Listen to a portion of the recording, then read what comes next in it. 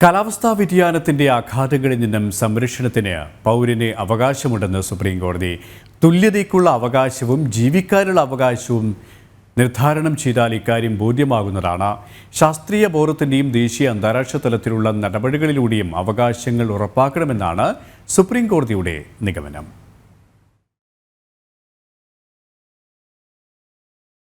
പ്രളയവും കാലം തെറ്റിയുള്ള മഴയും ഉരുൾപൊട്ടലുമെല്ലാം കാലാവസ്ഥാ വ്യതിയാനത്തിന്റെ അനന്തരഫലങ്ങളാണ്.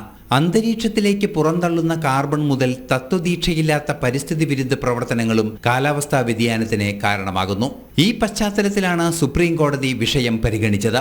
ഭരണഘടനയുടെ 14-ാം അനുച്ഛേദത്തിൽ വിഭാവനം ചെയ്യുന്ന നിയമത്തിന് മുന്നിൽ തുല്യതയ്ക്കുള്ള അവകാശവും 21-ാം അനുച്ഛേദം ഉറപ്പു നൽകുന്ന ജീവിക്കാനുള്ള അവകാശവും ചേർത്ത് വായിച്ചാൽ സംരക്ഷണത്തിന് പൗരന് അർഹതയുണ്ടെന്നാണ് സുപ്രീം കോടതിയുടെ കണ്ടെത്തൽ. ഇന്ത്യൻ നീതിന്യായ വ്യവസ്ഥയുടെ ചരിത്രത്തിലാദ്യമായാണ് കാലാവസ്ഥാ വ്യതിയാനത്തിന്റെ ആഘാതങ്ങളിൽ നിന്നും സംരക്ഷണത്തിന് അവകാശമുണ്ടെന്ന സുപ്രീം കോടതിയുടെ പ്രഖ്യാപനം. ദേശീയവും അന്തർദേശീയവും ശാസ്ത്രബോധ്യത്തിലൂന്നിയതുമായ പ്രതിരോധ പ്രവർത്തനങ്ങൾക്കുള്ള അവകാശമാണ് കോടതി വിവക്ഷിച്ചത്.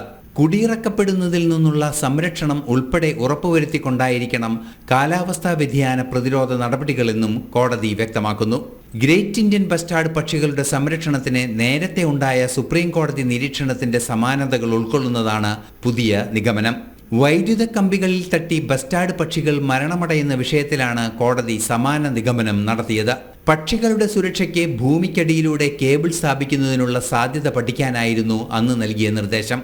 കാലാവസ്ഥാ വ്യതിയാനത്തെ ദുരന്ത നിവാരണ നിയമത്തിന്റെ പരിധിയിൽ നിന്നുകൊണ്ട് മാത്രം പ്രതിരോധിക്കാൻ ശ്രമിക്കരുത് എന്ന സന്ദേശം കൂടിയാണ് കോടതി വിധിയിൽ നിന്നും വ്യക്തമാകുന്നത്. വിധിയുടെ അന്തസത്ത നടപ്പാക്കുന്നത് സംബന്ധിച്ച് വിദഗ്ധരുടെ കമ്മിറ്റിയും കോടതി രൂപീകരിച്ചു. 2024 ജൂലൈ 31-നകം കമ്മിറ്റി റിപ്പോർട്ട് സമർപ്പിക്കണം. ചീഫ് ജസ്റ്റിസ് അധ്യക്ഷനായ 3-അംഗ ബെഞ്ചിൻ്റേതാണ് സുപ്രധാന വിധി. നാഷണൽ ഡെസ്ക്, ജനം.